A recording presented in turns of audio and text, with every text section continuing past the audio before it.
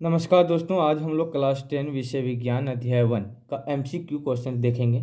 दोस्तों, आज जो भी मैं 1 नंबर वाला 10 से 15 क्वेश्चन पूछने वाला हूं, आप सभी से इस क्वेश्चन का जवाब सभी को देना है।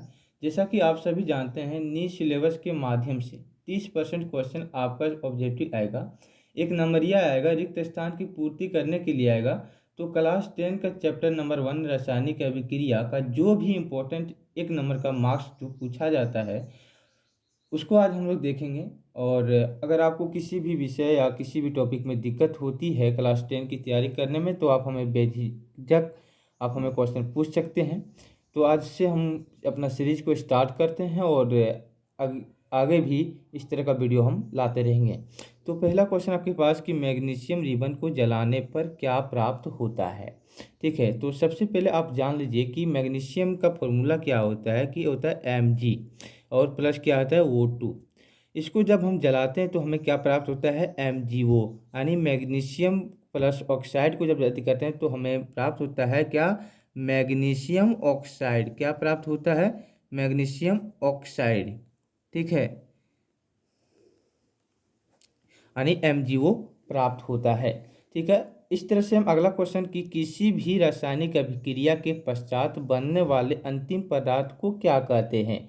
इस तरह से क्वेश्चन आपके पास है, तो अगर आप जानते हैं तो ज़रूर कमेंट करें, और नहीं जानते तो अब देखिए किस तरह से इसको सॉल्यूशन हम करते हैं। कहता है क्वेश्चन कि किसी भी रासायनिक अभिक्रिया के पश्चात यानी बाद में बनने वाले अंतिम पदार्थ यानी प्रोडक्ट को क्या कहते हैं, तो उसे हम क्या कहते हैं, उत्पाद कहते हैं। ठीक है, क्या कहते हैं, इसका आंसर क्या हो जाएगा, उत्पाद। ठीक है, इस तरह से क्वेश्चन आपके पास कि जल का सूत्रानी फॉर्मूला क्या होता है। जो आप जल को पीते हैं तो आपको आज भी रहना चाहिए कि जो चीज़ आप उपयोग करते हैं उसका क्या मतलब नाम आ सकता है। ठीक है, तो जल का इससे पूछा गया है कि जल का सूत्रानी फॉर्मूला क्या होता है, तो H2O होता है। क्या होता है, H2O। ठीक है, आप याद कर लेंगे, भूलेंगे नहीं। ठीक है, आपके लिए बहुत ही ज़्यादा उपयोगी है।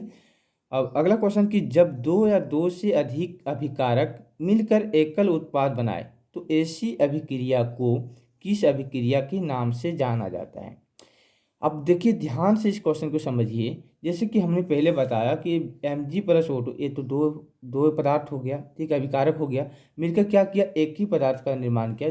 तो इसको मतलब इस तरह से अभिक्रिया को कौन सा नाम दे सकते हैं, तो इस तरह के अभिक्रिया जब हो यानी अभिकारक के तरह दो या दो से अधिक हो सकते हैं, और लास्ट में अगर एक ही आंसर आए तो उसे हम क्या कहते हैं, संयोजन अभिक्रिया कहते हैं। आप याद रख लीजिएगा, संयोजन अभिक्रिया। ठीक है, ठीक है, किताब को अच्छी से पढ़ लीजिए आप। फिर अगले पास आपके पास क्वेश्चन है कि लोहे में जंग लगना। ठीक है, आप देखे होंगे घर में कि लोहे में जंग लग जाती है, तो आपको पूछा है कि लोहे में जंग लगना को किस नाम से जाना जाता है। तो इसका भी भाई नाम तो होना चाहिए।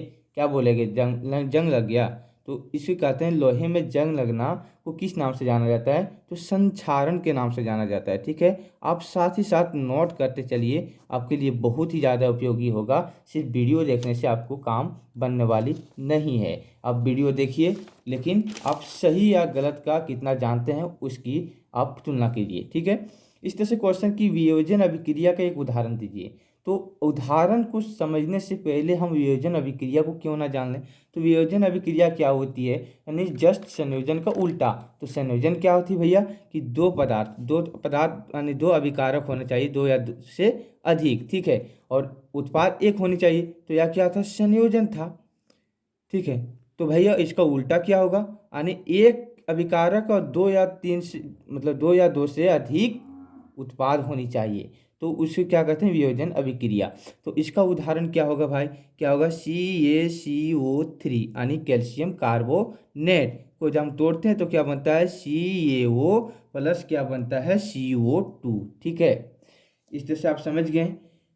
देखिए एकल पदार्थ है, अब एकल अभिकारक है, मिलके क्या बन गया, दो या दो से अधिक में बन गया है उत्पाद। ठीक है, वियोजन अभिक्रिया का यह हो गया। इस तरह से और भी आप अपने दिमाग से ले सकते हैं। तो संयोजन अभिक्रिया का उदाहरण दीजिए। संयोजन अभिक्रिया तो समझ गए, अगर नहीं समझे तो पीछे वीडियो को पॉज कीजिए और जाके देखिए और फिर से मतलब समझिए संयोजन अभिक्रिया किसे कहते हैं। तो संयोजन अभिक्रिया का डायरेक्ट हम एग्जाम्पल लिख देते हैं। क्या लिखते हैं, Mg+O2 और MgO। ठीक है। ये आपको हम बार बार इस फॉर्मूला को इसलिए लिख रहे हैं क्योंकि आपको ये याद हो जाएगा। 3 से 4 बार आप इसमें प्रयोग कर चुके हैं तो कम से कम एक क्वेश्चन आपको याद हो जाना चाहिए, ठीक है। अब अगला क्वेश्चन कि ऊष्माक्षेपी तथा ऊष्माशोषी अभिक्रिया में अंतर बतावें। तो सबसे पहले आप जानें कि ऊष्माक्षेपी तथा ऊष्माशोषी अभिक्रिया किसे कहते हैं। अब बोलिएगा कि सर ये तो 1 नंबर का क्वेश्चन नहीं है, अंतर बताने के लिए बोल दिया। अब चलिए आपको आगे समझ में आ जाएगा कि हमने किस लिए इसको लिखा है ऊष्माक्षेपी तथा ऊष्माशोषी। तो ऊष्माक्षेपी पहले जाने कि किसे कहते हैं, यानी वैसी अभिक्रियाएं जिसमें ऊष्मा का अवक्षेपण होता है। क्या होता है, देखिए ऊष्माशोषी किसे कहते हैं, ठीक है, ऊष्माक्षेपी सॉरी ऊष्माक्षेपी, ठीक है। ऊष्माक्षेपी किसे कहते हैं, जिसमें ऊष्मा का क्या होता है, अवक्षेपण होता है। क्या होता है, जिसमें ऊष्मा का अवक्षेपण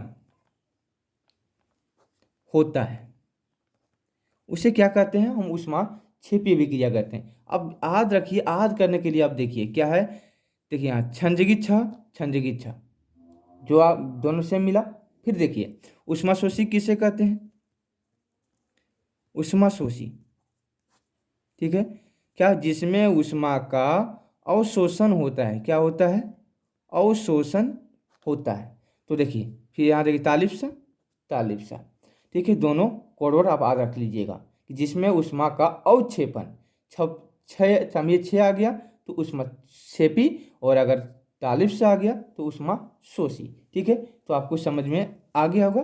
तो इसी प्रकार देखिए हम किस लिए लिखें सो, देखिए आपको यहाँ दिया कि आप इसको इस तरह से भी क्वेश्चन पूछ सकता है कि जिसमें ऊष्मा का अवक्षेपण होता है। क्या आ गया, देखिए यहाँ ध्यान से देखिएगा, तो क्षंजगी है तो क्या लिखिएगा, अवक्षेपण। क्या अवक्षेपण होता है तो उसमें क्या लिखिएगा, और उसमें जो क्या सॉरी ऊष्माशोषी ऊष्माक्षेपी। थोड़ा प्रॉब्लम है, आगे बात से नहीं होगा इस तरह से प्रॉब्लम। फिर अगला क्वेश्चन कि जिसमें ऊष्मा का अवशोषण, क्या है, अवशोषण, तो अवशोषण है तो यहाँ तालिब से किस में है भैया, तो ऊष्माशोषी में। क्या है, ऊष्माशोषी, ठीक है। इस तरह से क्वेश्चन आपको देखने को मिल सकता है। तो चलिए अब अगला क्वेश्चन की क्या क्वेश्चन आपका लिए रह सकता है 1 नंबर क्वेश्चन में। तो चलिए आपको क्वेश्चन दिखाते हैं। सॉरी नहीं था।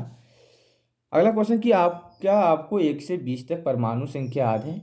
अगर नहीं याद है तो आपको 5 से 10 मिनट लग सकते हैं याद करने में। आप याद कर लीजिए, आपको बहुत ही ज़्यादा यूजफुल और बोर्ड एग्जाम के लिए बहुत ही ज़्यादा फायदेमंद साबित होगा। 1 से 20 तक परमाणु संख्या आप याद कर लीजिए, ठीक है। अगर नहीं जानते तो हम आपको लिख के देंगे, लेकिन जरूर याद कीजिएगा, ठीक है। अब अगला क्वेश्चन कि क्या आप रासायनिक अभिक्रिया को संतुलित करना जानते हैं।